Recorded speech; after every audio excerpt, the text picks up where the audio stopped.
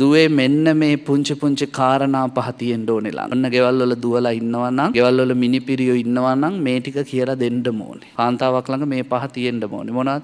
පළවෙනි එක පුබ්බුට්ටායිනි. උදේ පාන්දර නැගිටින්න. මොකද අම්මා නැගිටලා දෙපගිනි මෙලෙව්වහම නිශ්‍රියා කාන්තාව ගෙටෙන්නේ. අම්මා දවල් 12 වෙනකන් නිදිනවා නම් ඒ ගෙදෙට්ට කැඳක් නැහැ. කවදා හරි අම්මලා වෙන්නේ මේ පුංචි ගෑන් ළමයිනේ කවදා හරි. ඒගොල්ලන්ට කියලා දෙන්නකො උදේ පාන්දර පුතේ නැගිටින්න. පච්චා නිපාතිනී හැමෝටම පස්සේ නිදා ගන්න.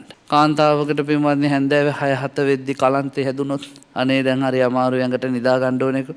ගෙදර ඉඳුල් තැන් තැන් වල ගොඩ ගැහිලා. කාපුවා කාපු තැන් වල. කුණු මුළු වල හැමතැන. කැරපොත්තෝ මීයෝ ගෙවල් ඇතුලේ පැටව ගහනවා. ඉඳුල් ගඳට අමනුෂ්‍යෝ ගෙවල් වලට බැල්ම හෙලනවා. ඒ ගෙදර සිරියාව ඔක්කොම නැති වෙලා යනවා. ඒ නිසා කාන්තාවකට කියලා දෙන්න ඕනේ පුංචි කාලේ සියලු වැඩ අවසන් කරලා නිදා ගන්න. එතකොට සුව නිින්දක් හොඳට නිදා ගන්න පුළුවන්. පහුවෙන්ද උදේට අවදි වෙලා එන්න තියෙන්නේ දිව්‍ය ලෝකයක් වගේ කුස්සියකට.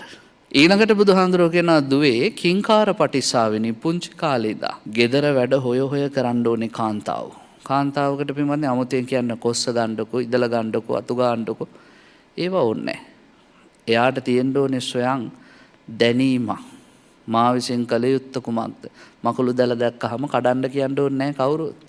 එයා ඒක කඩන්න ඕනේ.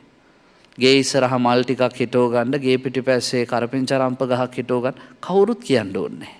ඒ නිසා කාන්තාවකට තියෙන්න ඕනේ සහජ බුද්ධිය. කළ යුත්තේ කුමක්ද කියලා හොය හොයා කරන්න ඕනේ. මනාපචාරිණී වටිනම දෙයක්. පිරිමියා කැමැති ස්වරූපෙන් ජීවත් වෙන්න උත්සාහ කරන්න පුංචි කාලේ. ගෑනු දරුවෝ තාත්තා කියන විදිහටම හැදෙන්න ඕනේ. කවදාවත් තාත්තගේ බස ඉක්මවා යන්න හොඳ නැහැ. ඒ නිසා පොඩි කාලේ ඉඳන්ම පිරිමියාගේ බසට අවනත වීමක්, හික්මීමක්, සංවරකමක්, කීකරුකමක් කාන්තාව තුළින් තියෙන්න ඕනේ. අන්තිම එක කියනවා ඔය මොනවා තිබ්බත් වැඩක් නැහැ කට හොඳ නැත්තම් පියවාදිනී.